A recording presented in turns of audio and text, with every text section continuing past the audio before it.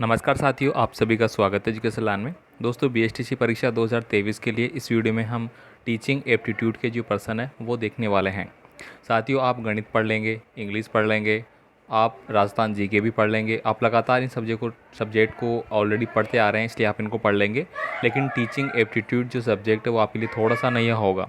हालांकि आप अगर अच्छे से पढ़ते हैं तो एक बार में इसको आप समझ जाएंगे कि टीचिंग के जो रूल है वो किस प्रकार के होते हैं। लेकिन फिर भी दोस्तों, आपको मॉडल टेस्ट है वो देने चाहिए, जिससे कि आपको क्लियरफाई हो जाएगा और सभी प्रश्नों की जो लैंग्वेज है वो समझ में आ जाएगी। तो इस वीडियो में हम आपको टीचिंग एप्टीट्यूड के क्वेश्चन है वो अपन पढ़ने वाले हैं, जो कि लास्ट ईयर एग्ज़ाम में आ चुके हैं। तो चलिए स्टार्ट करते हैं। वीडियो स्टार्ट करने से पहले आपसे रिक्वेस्ट होगी, चैनल पे आप नए हैं तो प्लीज़ चैनल को सब्सक्राइब कर लेना, वीडियो को लाइक कर देना और अपने दोस्तों को भी सेंड जरूर कर देना। यहाँ पे देखिए दोस्तों, फर्स्ट क्वेश्चन है, वाणी और भाषा का अविकसित होने का जो कारण है वो कौन सा है? भाषा के ज्ञान का बहरापन होना, उचित प्रशिक्षण की कमी, जन्म से बहरापन होना या जन्म के कुछ समय पश्चात बहरापन होना। अब यहाँ पे ये बोला गया कि वाणी और जो भाषा है हमारी, उसका अविकसित होने का कारण क्या है? दोस्तों, हमारी भाषा और इसका उत्तर होता है बी, ऑप्शन नंबर बी, यानी कि उचित प्रशिक्षण की कमी। मान लीजिए कि यहाँ पे देखिए क्या बोला जा रहा है, वाणी और भाषा का अविकसित। देखिए, एक चीज़ होती है विकसित और एक होती है अविकसित। अगर अपन रेगुलर किसी चीज़ की एक्सरसाइज करते रहते हैं तो वो क्या होती है, विकसित हो जाती है, वो डेवलप हो जाती है, हम उसमें निपुण हो जाते हैं और वो हमें आसान लगने लगती है। लेकिन अगर अपन उस चीज़ का, जैसे कि छोटे बच्चे होते हैं, अपन उनको दोहराते हैं, अपन उनको घर में जो भी होते हैं, दादा नाना मामा पापा, सबका नाम दोहराते रहते हैं, उनको बुलाते रहते हैं, इसलिए वो दोहराते दोहराते उनको रट जाते हैं। और आपने देखा होगा कि बच्चे स्टार्टिंग में मम्मी पापा नाना नानी इनका नाम ही ज़्यादा बोलते हैं, क्योंकि वो रिपीट एंड रिपीट होते हैं। ठीक है, इसीलिए दोस्तों, अगर वो रिपीट नहीं करेंगे, अपन उनको बार बार नहीं बताएंगे, तो उनमें क्या होगा, इसका कारण क्या हो जाएगा, उचित प्रशिक्षण की कमी होगी। नेक्स्ट देखिए, अगला क्वेश्चन है दोस्तों आपका, आपके मतानुसार सेवारत शिक्षक प्रशिक्षण कार्यक्रम आमुखीकरण का अच्छा उपाय है, यह कथन कौन सा है? तो ये अनिश्चित होगा, सत्य होगा, असत्य या फिर आंशिक रूप से होगा। तो ऑप्शन नंबर सी है वो सही आंसर हो जाएगा। यहाँ पे ये सत्य बात होगी।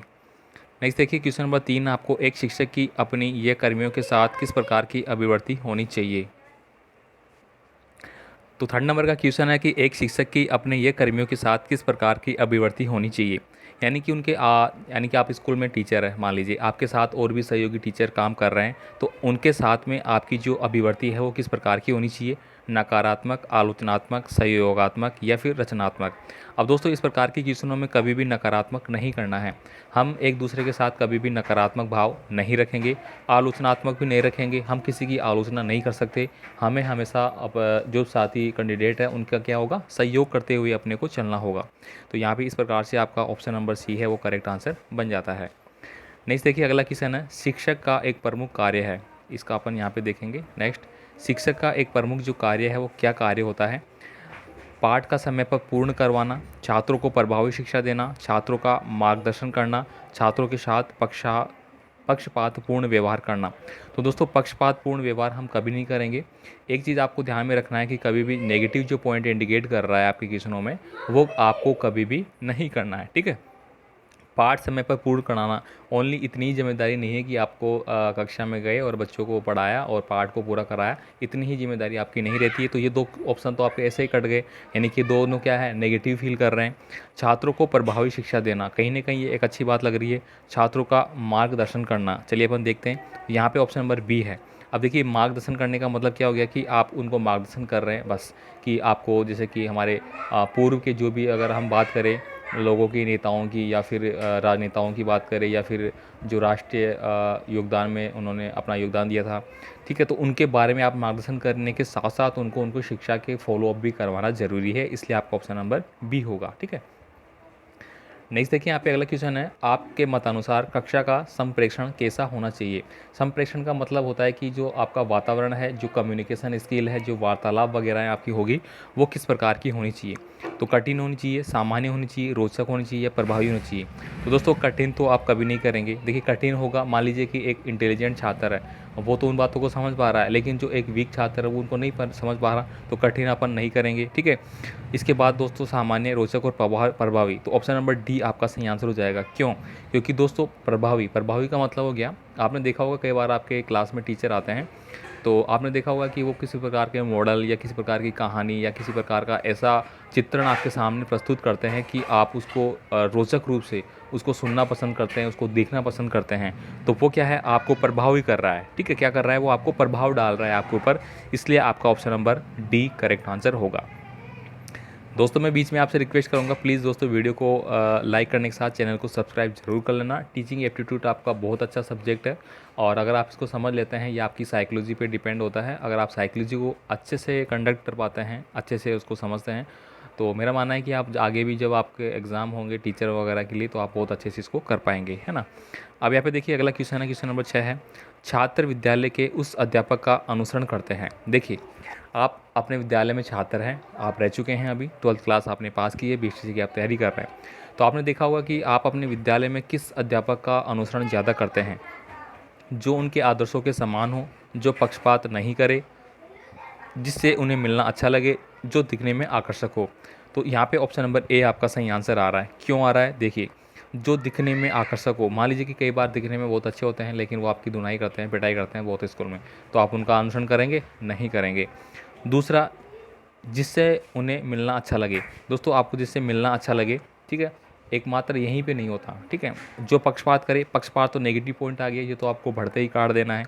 अब यहाँ पे जो उनके आदर्शों के समान हो, मतलब क्या होगा कि ऐसा टीचर को आप अनुसरण करेंगे कि आप कई बार सोचते हैं ना कि यार ये टीचर अच्छे हैं, मुझे तो इनके अनुसार बनना है। जैसे कि हम बात करें एपीजे अब्दुल कलाम की तरह, वो भी एक अध्यापक थे, उनका भी फॉलो करते हैं लोग, उनकी तरह भी बनना चाहते हैं। तो वो क्या था, एक आदर्शात्मक रूप से वो आपको व्यक्त कर रहे हैं कि आप उनके आदर्शों पर चलते हुए एक अच्छे नागरिक बने और अपने समाज की सहयोग करें। नए क्वेश्चन देखिए दोस्तों, 7 नंबर का क्वेश्चन है, बालक के विकास में निम्नलिखित में से किस का अधिकतम योगदान होता है। बालक का जो विकास किया जाता है उसमें सबसे ज़्यादा जो योगदान है वो किसका होता है, अच्छे स्कूल का, पाठ्य पुस्तकों का, धनवान माता पिता का, योग्य व समर्पित शिक्षकों का। तो दोस्तों यहाँ पे देखिए धनवान माता पिता का ये नेगेटिव पॉइंट है। मान लीजिए किसी के गरीब के बच्चे हैं, तो उन्होंने आपको देखा होगा कि कई बार गरीब के बच्चे हैं वो भी टॉप करते हैं, वो भी आईएएस आईपीएस वगैरह बनते हैं, ऊंचे पद पे जाते हैं, तो क्या वो योगदान नहीं करते अपना। अच्छा ठीक है, तो यहाँ पे आपका सही आंसर ऑप्शन नंबर क्या आ रहा है, देखिए एक बार मैं बता देता हूँ आपको। क्वेश्चन नंबर 7 की मैं बात कर रहा हूँ। तो क्वेश्चन नंबर 7 में दोस्तों आपका आंसर हो जाएगा ऑप्शन नंबर डी। देखिए यहाँ पे क्यों है डी, एक्सप्लेन करने के बाद मैं बात करूँ योग्य और समर्पित अध्यापकों के योगदान का। दोस्तों स्कूल में आपका योग्य और समर्पित अध्यापक होना आवश्यक है। अगर वो आपको अच्छे से गाइड करते हैं तो आप क्या करेंगे, अच्छे से उनके फॉलोअप के अनुसार अच्छी प्रगति करेंगे। ठीक है, यहाँ पे देखिए अगला क्वेश्चन आपका आता है, सतत एवं व्यापक मूल्यांकन की मुख्य विशेषता क्या है। दोस्तों इसको अपन बोलते हैं सीसीई। ठीक है, ठीक है, कंटिन्यू कॉन्फ्रेंस। ठीक है, तो यहाँ पे देखिए आपको सतत, सतत का मतलब होता है लगातार, व्यापक मूल्यांकन यानी कि बच्चों का जो लगातार व्यापक मूल्यांकन होता है। आपने देखा होगा आपका लगातार मूल्यांकन चलता रहता है। अब आपने कभी ऑब्जर्व नहीं किया होगा इस बात को। देखिए आप स्कूल में जाते हैं, स्कूल में जाने के बाद सबसे पहले आपके क्लास में आपको पढ़ाई होती है, क्लास वाइज टेस्ट होते हैं, फिर आपके वैसे टेस्ट होते हैं, आपके फर्स्ट टेस्ट, सेकंड टेस्ट, फिर आपकी हाफ ईयरली एग्ज़ाम होती है, फिर आपके टेस्ट होते हैं थर्ड फोर्थ, फिर आपकी फाइनल एग्ज़ाम होती है। तो ये क्या है, आपको ऑब्जर्व किया जा रहा है, या आपका मूल्यांकन किया जा रहा है, ताकि आप क्या, टीचर कई बार आपको बताता है ना कि आपके कम मार्क्स आए हैं, आपको सेकंड टेस्ट में ध्यान देना है, हाफ ईयरली में ध्यान देना है, मेन एग्ज़ाम में ध्यान देना है। तो वो आपका मूल्यांकन हो रहा है कि आपको किस स्टेप से आगे फॉलो करना है। तो यहाँ पे दोस्तों इसका मुख्य विशेषता क्या है, इससे विद्यार्थियों पर कार्यभार बढ़ेगा, बिल्कुल भी नहीं बढ़ेगा भाई। ये विद्यार्थियों के प्रत्येक पक्ष का मूल्यांकन करता है, ये बात बिल्कुल सही सटीक लग रही है। यह परीक्षा के भय को कम करने में सहायक है, ये भी नहीं है। अंकों में ग्रेड बदलेगा, नहीं। देखिए ऑप्शन नंबर बी है आपका सही आंसर हो रहा है। क्यों, क्योंकि ये विद्यार्थियों के प्रत्येक पक्ष का मूल्यांकन करता है। अब पक्ष आपके कितने होते हैं आप नोट कर सकते हैं। देखिए एक तो होता है आपका कार्यात्मक, एक होता है भावात्मक। ठीक है, इस प्रकार से यानी कि एक तो विकासात्मक, कार्यात्मक, भावात्मक, इस प्रकार से आपका चलता है। ठीक है, यहाँ पे देखिए क्वेश्चन नंबर 9 है, शिक्षक को अपने कार्य में निपुण होना चाहिए। तो शिक्षक जो है आपका, जो टीचर है, उसको किस कार्य में निपुण होना चाहिए। छात्र शिक्षक से ज्ञान प्राप्त कर सकेंगे, छात्र नियंत्रण में रहेंगे, शिक्षक के पास ट्यूशन पढ़ने जाएंगे। देखिए ट्यूशन आपका नेगेटिव पॉइंट हो गया, इसको अपन काट देंगे। छात्रों को उचित निर्देशन मिलेगा। ठीक है, अब इसका आंसर हम जानेंगे, तो ऑप्शन नंबर डी है। देखिए अच्छे शिक्षक से निपुण होने का कार्य क्या है कि उसको छात्रों से उचित निर्देशन मिलेगा। अगला क्वेश्चन है, उत्तरदायित्व की भावना का प्रारंभिक पाठ बालक ग्रहण करता है। दोस्तों जो उत्तरदायित्व है यानी कि वो ये समझता है कि हाँ ये मेरी भूमिका है, मुझे भी इस प्रकार का कार्य करना चाहिए, आपने देखा होगा जो छोटे बच्चे होते हैं आप उनको कोई कार्य सौंपते हैं तो वो उसको अच्छे से करते हैं, या कई बार नहीं भी करते हैं, लेकिन ज़्यादातर वो उसको बढ़ चढ़ के हिस्सा लेते हैं उसमें। तो वो क्या समझते हैं कि ये मेरा उत्तरदायित्व है। तो इसका जो ग्रहण है वो कहाँ से स्टार्ट होता है आपका, घर से, स्कूल से, समाज से, या फिर स्वयं से। तो ऑप्शन नंबर ए आपका हो जाएगा घर से। देखिए घर से क्यों होता है, क्योंकि सबसे पहले उसको घर से ही ये सारी शिक्षाएं प्राप्त होती है, क्या कुछ करना आपके लिए क्या अच्छा है क्या बुरा है, ये सब चीज़ें। इसलिए ऑप्शन नंबर ए आपका सही आंसर होगा। ठीक है, अगर यहाँ पे घर ऑप्शन नहीं होता है तो फिर आप इसको स्कूल कर सकते हैं। ठीक है, समाज से बहुत कम ऐसी चीज़ें मिलती है, समाज से आपको नेगेटिव पॉजिटिव दोनों चीज़ें मिलती है, स्कूल से मैक्सिमम आपको पॉजिटिव चीज़ें ही मिलेगी। बस डिपेंड करता है कि आपका जो आपके साथ के स्टूडेंट है आपका व्यवहार उनके साथ कैसा है। ठीक है, नेक्स्ट देखिए, आप अध्यापन व्यवसाय की प्रगति के लिए सर्वोच्च महत्व प्रदान करेंगे। देखिए आप अध्यापन व्यवसाय की प्रगति के लिए, अध्यापन का जो व्यवसाय है इसको आप मान के चलिए, जो आप टीचिंग जो सब आपका फील्ड है उसको अपन एक व्यवसाय मान सकते हैं, अध्यापक व्यवसाय। उसकी प्रगति के लिए सर्वोच्च महत्व प्रदान है वो आप किस चीज़ को करेंगे। ठीक है, तो यहाँ पे देखिए, गुणात्मक कक्षा शिक्षण को अनुसंधान कार्य करना, उत्तम पुस्तकों का लेखन, या शिक्षण कार्य से पलायन करना। तो यहाँ पे ऑप्शन नंबर ए हो जाएगा। देखिए लास्ट का ऑप्शन डी क्या कह रहा है, प्लान। प्लान का मतलब क्या हो गया कि आप उस चीज़ को छोड़ के चले गए, तो ये तो बिल्कुल भी नहीं होगा। ठीक है, उत्तम पुस्तकों का लेखन, आपने बहुत अच्छी पुस्तकें तो लिख दी है लेकिन उनका पालन नहीं हो रहा, तो ये भी नहीं होगा। अनुसंधान कार्य करना, अनुसंधान का मतलब क्या होता है कि आपको नवी खोज करना। ठीक है, गुणात्मक पूर्ण कक्षा शिक्षण, अब आपको स्कूल के हिसाब से सोचना है, तो स्कूल के हिसाब से आपका ऑप्शन नंबर ए सटीक होता है। अगला देखिए 12 नंबर का क्वेश्चन है, शिक्षक एवं संस्था प्रधान एक दूसरे के क्या होते हैं। देखिए कभी भी ऐसा पर्सन आ जाए जिसमें शिक्षक और संस्था प्रधान, यानी कि जो आपका प्रधान अध्यापक है, हेडमास्टर है, जो भी है, और बाकी जो टीचर है, उनके मध्य जो संबंध है वो किस प्रकार के संबंध होने चाहिए, ये यहाँ पे पूछा गया है। विरोधी होते हैं, ये बिल्कुल नेगेटिव बात है, कभी भी विरोधी हम नहीं कर सकते। मित्र होते हैं, चल सकता है। प्रतिस्पर्धी होते हैं, सहयोगी होते हैं। अब देखिए यहाँ पे एक तो हमने काट ही दिया, मित्र अपन कह सकते हैं कि हाँ बिल्कुल। अब सहयोगी, मित्र से अच्छा तो ये लग रहा है कि सहयोगी होते हैं, वो एक दूसरे की मदद करते हैं और स्कूल की गतिविधियों को सुचारू रूप से चलाते हैं, अपन मान सकते हैं इसको। पहला ऑप्शन है प्रतिस्पर्धी होते हैं। तो प्रतिस्पर्धी क्या होता है कि एक दूसरे में जो प्रतिस्पर्धा चलती है ना, जैसे कि मान लीजिए कि ए छात्र और बी छात्र है, ए छात्र चाहता है कि मैं बी छात्र को पछाड़ के मेरिट स्थान प्राप्त करूँ, वो कंडीशन, तो वो तो होगी नहीं। तो ऑप्शन नंबर सी आपका सही आंसर हो जाएगा, एक दूसरे के क्या होते हैं, सहयोगी होते हैं। दोस्तों मैं यहाँ पे एक्सप्लेन भी आपको करता जा रहा हूँ जो भी आपके ऑप्शन है, ताकि आपको अच्छे से क्लियरफाई हो जाए और आपको जो टीचिंग एप्टीट्यूड वाला सब्जेक्ट है, ठीक है, वो अच्छे से समझ में आए साइकोलॉजी के बेस पे। यहाँ पे देखिए अगला क्वेश्चन है, कक्षा में पढ़ाते समय एक छात्र ने आपसे एक प्रश्न पूछा जिसका उत्तर आपको मालूम नहीं है, तो ऐसी दशा में आप क्या करेंगे। देखिए दोबारा पढ़ेंगे क्वेश्चन को। कक्षा में पढ़ाते समय एक छात्र ने आपसे एक प्रश्न पूछा जिसका उत्तर आपको मालूम नहीं है, तो आप ऐसी दशा में क्या करेंगे। आप टीचर है, ठीक है, अब स्टूडेंट है, कोई छात्र आपका, उसने आपको एक प्रश्न पूछ लिया कोई सब्जेक्ट का। अब आपको उस समय उस क्वेश्चन का आंसर पता नहीं है, तो आप उसको तत्काल क्या जवाब देंगे, आपकी क्या प्रतिक्रिया रहेगी। ठीक है, ये पूछा जा रहा है। उसे डांट कर बैठा देंगे। देखिए नेगेटिव पॉइंट हो गया ना, डांट कर बैठाना एक नेगेटिव पॉइंट है, आप बच्चे को कभी भी डांट नहीं सकते। ठीक है, जो भी आपका एनसीईआरटी रूल है नया, तो आपका ये गलत हो जाता है, ये बिल्कुल सही नहीं बैठेगा। पर्सन को गलत कहकर चुप कर देंगे, ये भी आप नहीं करेंगे कि हाँ तेरा पर्सन ही गलत है भाई चुपचाप बैठ जा, आप ऐसा भी नहीं करेंगे। उसके पर्सन का यथासंभव उत्तर देने का प्रयास करेंगे। और लास्ट वाला है, दूसरे दिन उत्तर बताने का वायदा करेंगे। जैसे अपन ऐसा भी नहीं करेंगे, उसके पर्सन का यथासंभव उत्तर देने का प्रयास करेंगे। तो देखिए ऑप्शन नंबर सी है वो आपका सही आंसर है। ठीक है, कोई भी छात्र आपको, अगर आप एज ए टीचर की भूमिका निभा रहे हैं, कोई छात्र कभी भी आपको कोई क्वेश्चन पूछ सकता है। मान लीजिए कि आप तो साइंस के टीचर है या आप आर्ट्स के टीचर है, लेकिन कई बार छात्र है आपको मैथ का क्वेश्चन भी पूछ सकता है। ठीक है, तो आपको वहाँ पे इस चीज़ का ध्यान में रखना होगा। नेक्स्ट क्वेश्चन देखिए, यहाँ पे 40 नंबर का क्वेश्चन है, कक्षा में उचित संप्रेषण हेतु आवश्यक है कि आपका व्यवहार पूर्ण रूप से नाटकीय हो, यह कथन है। देखिए नाटकीय जो कथन है, नाटकीय जो आपका शब्द इंडिकेट कर रहा है वो किस चीज़ को कर रहा है, कक्षा में उचित संप्रेषण हेतु। उचित संप्रेषण का मतलब क्या हो गया कि जो आपकी वार्तालाप चलेगी कक्षाओं में, जो आप स्टूडेंट और टीचर के बीच में जो संवाद होगा, जो कनेक्टिविटी होगी, ठीक है, उसके लिए पूछ रहे हैं कि आवश्यक रूप से आपका जो व्यवहार पूर्ण है वो नाटकीय होगा या नहीं। तो सही है, गलत है, या फिर संभवत गलत है, या कह नहीं सकते। तो ऑप्शन नंबर ए होगा, ये बात सही है। ठीक है, नेक्स्ट देखिए 15 नंबर का क्वेश्चन है, आपकी राय में शिक्षकों को समय पर विद्यालय आना चाहिए क्योंकि, देखिए, आपकी राय में शिक्षकों को समय पर विद्यालय आना चाहिए, क्यों आना चाहिए? यह उनका कर्तव्य है, वे छात्रों के प्रेरणा स्रोत होते हैं, समय पर आना जरूरी नहीं है, समय पर आने पर छात्र भी समय पर आएंगे। अब देखिए, ये उनका कर्तव्य है, ये बात तो बिल्कुल सही है। समय पर आना ज़रूरी नहीं है तो नेगेटिव पॉइंट हो गया, तो इसको वैसे ही काट दीजिए। सबसे पहले आप एग्ज़ाम में क्या करेंगे, नेगेटिव जो आपको आंसर लग रहा है उसको आप काट देना, ठीक है। तो उससे काटने से क्या होगा, उसकी ओर आपका ध्यान नहीं जाएगा और आपका सही क्वेश्चन की ओर आप बढ़ेंगे, ठीक है। अब यहाँ पे देखिए क्या है आंसर, ऑप्शन नंबर कौन सा है, डी है। अब डी कैसे है, देखिए, समय पर आने पर छात्र भी समय पर आएंगे, ये बात भी सही है, और वे छात्रों के प्रेरणा स्रोत होते हैं, यहाँ पे बी नंबर का ऑप्शन भी हमें सही लग रहा है, ठीक है। तो अगर मैं मोस्टली बात करूँ यहाँ पे, तो बी मेरे अकॉर्डिंग बी होना चाहिए, ठीक है। लेकिन यहाँ पे डी बताया गया है, अब वो किस प्रकार से बताया गया है, ठीक है, कोई दिक्कत नहीं है, दोनों सही है। लेकिन मैं अगर प्योरिटी के हिसाब से लूँ तो मेरा 100% ये आएगा और ये 99% आएगा, ठीक है।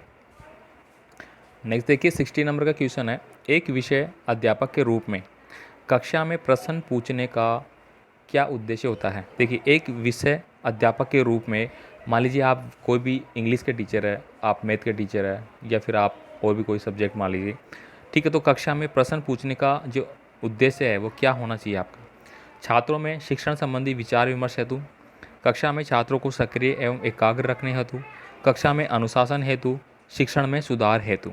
अब देखिए यहाँ पे प्रश्न क्यों पूछते हैं अपन, देखिए प्रश्न पूछने का मकसद क्या होता है कि हम छात्रों को सक्रिय करें, एक्टिव करें। अपन कभी भी कोई क्यूज एक्टिविटी आपने करवाई देखी होगी, आपकी कक्षाओं में हुई होगी, ठीक है। आपने बोला होगा कक्षा 8 वाले, कक्षा 10 वाले साथ बैठेंगे, आज हम मैथ की, सॉरी, इंग्लिश का क्यूज़ करेंगे, इंग्लिश की मीनिंग पे ध्यान देंगे। तो वहाँ पे जो क्वेश्चन पूछे जा रहे हैं वो आपको क्या कर रहे हैं, एक्टिव कर रहे हैं, और आपको क्या कर रहे हैं, एक पॉइंट पे फोकस करने का कर रहे हैं, ठीक है। तो यहाँ पे मेरे अकॉर्डिंग ऑप्शन नंबर बी होना चाहिए, और बी ही आपका सही आंसर निकल रहा है, ठीक है। यानी कि हम छात्रों को जो क्वेश्चन पूछते हैं उसका मकसद यही होता है कि हम उनको एक्टिव रखें। एक्टिव नहीं रखेंगे तो छात्र बिल्कुल डल हो जाएंगे, डल होंगे तो उसको वो क्या होगा, उनका मन नहीं लगेगा, तो फिर हमारा पढ़ाने का मतलब बेकार जाएगा, ठीक है। इसके बाद देखिए 17 नंबर का क्वेश्चन है, शिक्षक का उद्देश्य होना चाहिए छात्रों को परीक्षा उत्तीर्ण करने में सहायता करना। बिल्कुल गलत है भाई, आप छात्रों को सिर्फ परीक्षा पास कराने तक ही सीमित हो क्या, नहीं। छात्रों का सर्वांगीण विकास करना, ये बहुत अच्छी बात है, ये सही लग रहा है। पत्रों के व्यवहार में कुशलता लाना, ये इतना इंपॉर्टेंट नहीं है भाई। छात्रों को भेदभाव सिखाना, भेदभाव तो आप सिखा ही नहीं सकते, तो यहाँ पे ऑप्शन नंबर बी आपका सही आंसर हो जाएगा। देखिए, सर्वांगीण विकास में आपका सभी आ जाता है, जिसमें आपका मानसिक विकास आएगा, आपका शारीरिक विकास आएगा, ठीक है, मानसिक विकास आएगा, और शारीरिक विकास भी आएगा, और भावात्मक विकास भी आएगा, और मतलब इंक्लूडल सभी आपके इसमें शामिल होते हैं। तो ऑप्शन नंबर बी आपका सही आंसर होगा। आप सृजनात्मक के विकास हेतु कौन सी शिक्षण विधि अपनाएंगे। देखिए, सृजनात्मक का मतलब क्या होता है कि निर्माणात्मक, ठीक है। इसको मैं एक बार एक्सप्लेन कर देता हूँ, निर्माणात्मक, ठीक है। निर्माणात्मक का मतलब हो गया कि किसी चीज़ का निर्माण करना, नई चीज़ का निर्माण करना है, किसी चीज़ को डेवलप करना, बनाना, ठीक है। इसको अपन सृजनात्मक बोलते हैं। तो इसके विकास के लिए कौन सी शिक्षण विधि आप अपनाएंगे। तो यहाँ पे देखिए 4 ऑप्शन आपके सामने है, समस्या समाधान विधि, कहानी विधि, व्याख्यान विधि, व्यक्ति इतिहास विधि, ठीक है। अब यहाँ पे दोस्तों हमने बात करी सृजनात्मक, सृजनात्मक का मतलब मैंने क्या बोला, निर्माणात्मक, हमें किस चीज़ का निर्माण करना है, तो समस्या समाधान विधि इसमें आएगा, ठीक है। अब समस्या समाधान विधि क्यों आएगा, देखिए आपके सामने कोई चीज़ की समस्या दे दी गई, मान लीजिए कोई ख़राब चीज़ आपको दे दी गई, तो आप उसको सही करेंगे, सही करने का मतलब क्या हो रहा है, आप उसका सही से निर्माण कर रहे हैं, बिल्कुल कर रहे हैं ना, तो वो क्या होगी, आपकी सृजनात्मक में अंदर आएगी। कहानी विधि में नहीं आएगी, व्याख्यान विधि में नहीं आएगी, व्यक्ति इतिहास विधि, केस स्टडी बोलते हैं इसको, व्यक्ति इतिहास विधि को बोलते हैं केस स्टडी मेथड, ठीक है। जिसमें किसी एक व्यक्ति की केस स्टडी की जाती है, उसको पूरा फॉलो किया जाता है, उसके गुण दोष देखे जाते हैं, और उसको समझाया जाता है। मान लीजिए कि कोई छात्र लगातार कक्षाओं से पलायन कर रहा है, स्कूल नहीं आ रहा है, गलत आचरण उसका, तो उसकी स्टडी निकाली जाती है, कैसा था इसका घर का माहौल कैसा है वगैरह, वो उसमें काम आता है। तो यहाँ पे ऑप्शन नंबर ए आपका सही आंसर है। क्वेश्चन नंबर 19 देखिए, साथियों में फिर से आपसे बीच में रिक्वेस्ट करूंगा, चैनल पे नए हैं तो प्लीज़ चैनल को सब्सक्राइब कर देना, वीडियो अच्छा लगे तो प्लीज़ वीडियो को लाइक करके अपने दोस्तों को शेयर कर देना। अगर ये वीडियो आपने पूरा देखा है तो टीचिंग एप्टीट्यूड के क्वेश्चन आपको बिल्कुल समझ में आएंगे, एक एक परसेंट समझ में आएंगे। नेक्स्ट आप कोई सा भी टेस्ट दे के देख लेना, आपको बहुत अच्छा रिजल्ट मिलने वाला है। अब यहाँ पे देखिए 19 नंबर का क्वेश्चन है, ज्ञानार्जन के लिए अध्यापक को होना चाहिए। देखिए ज्ञानार्जन का मतलब क्या हो गया कि ज्ञान का अर्जन करना, हमें कोई भी चीज़ को सीखना। अब सीखने के लिए अध्यापक को क्या होना चाहिए? अध्यापक, आप अध्यापक की भूमिका निभाएंगे, इसलिए पर्सन किस पे फॉलो कर रहे हैं? आपके ऊपर फॉलो हो रहे हैं। प्रयत्नशील होना चाहिए, सजग रहना चाहिए, पुस्तक संग्रहणता होना चाहिए, या निश्चेत होना चाहिए। देखिए पुस्तक संग्रहण करता, आपने क्या किया, ज्ञान तो चाहिए आपको, आपने बहुत सारे पुस्तकें इकट्ठे कर ली, भाई इससे क्या होगा? कुछ नहीं होगा। सजग, सजग का मतलब हो गया कि आपको एक्टिव होना चाहिए, बात सही, कहीं ना कहीं सही है। प्रयत्नशील, ये बहुत अच्छा आपका ऑप्शन लग रहा है। इसके बाद निश्चेष्ट, ठीक है। अब यहाँ पे मैं आंसर की बात करूँ तो ऑप्शन नंबर ए निकल के आ रहा है। वाई? क्योंकि हमें हमेशा कोई भी चीज़ सीखने के लिए प्रयत्नशील होना चाहिए। अगर हम प्रयत्नशील नहीं हैं तो वो चीज़ हमारे हाथ से निकल जाएगी, ठीक है। अभी आप मान लीजिए कि बीएसटीसी की तैयारी कर रहे हैं, आप बिल्कुल प्रयत्नशील लगे हुए हैं कि मेरे को अच्छे से सभी सब्जेक्ट कंडक्ट कर, सभी सब्जेक्ट को मैं पकड़ सकूं, सभी सब्जेक्ट को मैं अच्छे से तैयार कर सकूं, और मैं अच्छे मार्क्स लाके मेरे आसपास में कॉलेज प्राप्त कर सकूं, और एक टीचर का जो कोर्स होता है मैं करके एक टीचर बन सकूं। तो इसके लिए आपको क्या होना चाहिए? प्रयत्नशील होना चाहिए हमेशा के लिए, ठीक है। 20 नंबर का क्वेश्चन है, विद्यालय समाज का एक छोटा रूप है, ये कथन है। बिल्कुल, विद्यालय जो है वो समाज का एक छोटा रूप माना गया है। इसको आप किस हद तक बताएंगे? ठीक है, अधिकतर सत्य है, आंशिक सत्य है, सत्य या फिर असत्य है। देखिए असत्य तो आपका हो ही नहीं सकता है, क्योंकि विद्यालय जो कहीं ना कहीं है, विद्यालय की मैं बात कर रहा हूँ, ठीक है। तो विद्यालय क्या है? समाज का एक छोटा रूप क्यों है? क्योंकि देखिए समाज में आपको अलग अलग प्रकार के लोग मिलते हैं, वैसे ही विद्यालय में आपको अलग अलग छात्र मिलेंगे, अलग अलग जगह के छात्र मिलेंगे, अलग अलग भाषा के, अलग अलग सब्जेक्ट के, ज्ञान के आपको छात्र वहाँ पे मिलते हैं। इसीलिए इसको एक छोटा रूप बोला जाता है। तो ये क्या होगा आपका? क्या होगा? ऑप्शन नंबर सी होगा, ये बिल्कुल सत्य होगा, ठीक है। अधिकतर सत्य का मतलब क्या हो गया कि पूरी संभावनाएं नहीं है यहाँ पे। सत्य तो 100% सत्य होगा, सत्य चीज़ सत्य ही होगी। अधिकतर सत्य यहाँ पे अगर आप टिक करते हैं तो गलत हो जाएंगे। क्यों हो जाएंगे? क्योंकि देखिए आंशिक सत्य हो गया मतलब कुछ सत्य का हम कह सकते हैं, अधिकतर का मतलब हो गया कि 100 में से मैं 80% कह सकता हूँ, लेकिन मुझे 100 में से 100% करना है, ठीक है। आपने जब परीक्षा देंगे ना आप, तो इनके सबके अलग अलग मार्क होंगे। जो सही आंसर आपका सबसे ज़्यादा सटीक होगा उसके आपके ज़्यादा मार्क्स मिलेंगे, उससे वाले के कम मिलेंगे, ध्यान रखना आप। आपके मतानुसार एक शिक्षक का मूल्य गुण है। देखिए आपके मतान के अनुसार एक जो शिक्षक है उसका जो गुण है वो किस प्रकार का होना चाहिए? हंसमुख स्वभाव का, बिल्कुल हंसमुख स्वभाव के होने चाहिए। आकर्षक वेशभूषा बिल्कुल होनी चाहिए। अच्छा व्यक्तित्व बिल्कुल। शिक्षण विधियों का ज्ञान। अब देखिए यहाँ पे ये सारी चीज़ें इंक्लूड हो रही है, लेकिन आपके अनुसार आपको बताना है। तो देखिए सबसे अच्छी बात मैं करूँ तो अच्छा व्यक्तित्व उनके अंदर होना चाहिए। ऑप्शन नंबर डी है इसमें, शिक्षण विधियों का ज्ञान। शिक्षण विधियों का ज्ञान भी यहाँ पे हो रहा है। इस प्रश्न को दोस्तों अगर मैं बात करूँ, इसमें अगर मैं एक और ऑप्शन जोड़ दूँ ई वाला, ठीक है, जिसमें होगा आपका ऑल, ठीक है। तो यहाँ पे ऑल वाला क्वेश्चन मैं सही मानूंगा यहाँ पे। अब बोर्ड ने इसको किस प्रकार से सही मान रखा है वो उनकी हेडक है, ठीक है। अकॉर्डिंग टू साइकोलॉजी में बात करूँ तो शिक्षक में ये सारे गुण होने चाहिए। अच्छा व्यक्तित्व होना चाहिए, ठीक है। इसके बाद हंसमुख स्वभाव का होना चाहिए, ठीक है। निराशापूर्ण नहीं होना चाहिए। आकर्षक वेशभूषा होनी चाहिए, ठीक है। अच्छी वेशभूषा वाला होना चाहिए। शिक्षण विधियों का ज्ञान तो होना ही होना चाहिए, ठीक है। तो यहाँ पे अपन इसको मान सकते हैं। भूल सुधार पद्धति को किस प्रकार बढ़ावा दिया जा सकता है? ऑप्शन नंबर ए हो गया, खेल विधि द्वारा, ठीक है। यहाँ पे ये आपकी जो विधियाँ होंगी वो डायरेक्ट आपको पूछी जाएंगी। आपकी कक्षा में यदि सभी छात्र सही जवाब नहीं दे रहे हों तो आप क्या करेंगे? स्पष्ट करेंगे, उन्हें गृह कार्य देंगे, उन्हें माता पिता से शिकायत करेंगे, कक्षा में पाठ को दोहराएंगे। देखिए आपकी कक्षा में यदि सभी छात्र सही जवाब नहीं दे रहे हैं तो आप क्या करेंगे? माता पिता से शिकायत करेंगे? बिल्कुल नहीं करेंगे। गृह कार्य दे के छोड़ देंगे, इससे क्या मतलब? वो लिख के आ जाएंगे टीप टाप के? ये भी मतलब नहीं है। तो यहाँ पे आपका आंसर क्या हो जाएगा? ऑप्शन नंबर डी हो जाएगा, कक्षा में पाठ को दोहराएंगे। पाठ को दोहराने का मतलब होगा कि जो पाठ आपने पढ़ाया है उसको आप दोबारा से दोहराएंगे ताकि बच्चों को वापस से समझ आ सके और वो उन प्रश्नों का आंसर दे सके, ठीक है। सामाजिक बुराइयों को दूर करने के लिए आप क्या करेंगे? जनता को जागरूक करेंगे, संकल्प लेंगे, कुछ नहीं करेंगे, पोस्टर द्वारा जागृत करेंगे। तो ऑप्शन नंबर ए हो जाएगा। सामाजिक बुराइयों को दूर करने के लिए हमें समाज को, जनता को जागरूक करना बहुत अनिवार्य है, ठीक है। आपने संकल्प ले लिया, हाँ मैं ये करूँगा, जबकि आप कर ही नहीं रहे, ठीक है। तो ऑप्शन नंबर ए आपका सही आंसर है। आपके दोस्त का पुत्र आपकी कक्षा में पढ़ता है, उसका प्रति आपका व्यवहार कैसा होगा? देखिए आपके दोस्त का पुत्र, देखिए दोस्त का पुत्र मतलब वो आपका जानकार हो गया। अब जानकार हो गया तो अनुशासित हो रहेगा, या फिर यहाँ पे क्या आ जाएगा, पक्षपात रहेगा, सामान्य छात्र की भांति, पुत्र की भांति। तो यहाँ पे ऑप्शन नंबर सी, सामान्य छात्र की भांति। सामान्य छात्र की भांति का मतलब हो गया कि सभी छात्र को आप एक साथ एक अनुरूप देखते हुए चलेंगे, ये आपका मानना है। ठीक है, क्यों? आप टीचर हैं भाई, आप टीचर है तो ये नहीं कि आपका दोस्त का छात्र का बच्चा आपको पढ़ रहा है तो आप उसको ज़्यादा महत्वपूर्ण देंगे। आपके लिए सभी स्टूडेंट है वो बराबर होंगे, आप सभी को क्या करेंगे, इक्वल नज़र से देखते हुए उनको इक्वल क्या मानेंगे, बराबर मानेंगे। नेक्स्ट देखिए 26 नंबर का क्वेश्चन है, आप एक शिक्षक के रूप में छात्रों को प्रोत्साहित करेंगे। देखिए आप शिक्षक हैं, बिल्कुल आप शिक्षक बनने के लिए तैयार हैं, तो आप छात्रों को किस रूप से प्रोत्साहित करेंगे? बौद्धिक स्तर विकसित करने हेतु, स्वावलंबी बनने हेतु, उच्च शिक्षा प्राप्त करने हेतु, या अविवाहित बने हेतु? ये तो बिल्कुल नहीं होगा। तो बौद्धिक स्तर विकसित करने हेतु। दोस्तों आपका बौद्धिक स्तर ऑप्शन के अकॉर्डिंग मैं बता रहा हूँ, ठीक है। अगर यहाँ पे ऑप्शन दूसरे दूसरे होते हैं तो यहाँ पे आंसर भी दूसरा बिल्कुल बदलता, ठीक है। लेकिन ऑप्शन के अकॉर्डिंग आपका ऑप्शन नंबर ए हो जाएगा, बौद्धिक स्तर। आप स्वावलंबी बनने के लिए कह दिए कि आप अपना काम करिए, बस आप क्या अपने काम करने तक ही सीमित थोड़ी रहेंगे बच्चे, ठीक है। यहाँ पे देखिए अगला है, आपने एक शिक्षक बनना क्यों तय किया? आप शिक्षक बनना जा रहे हैं, आप शिक्षक की तैयारी कर रहे हैं, तो ये आपने क्यों किया?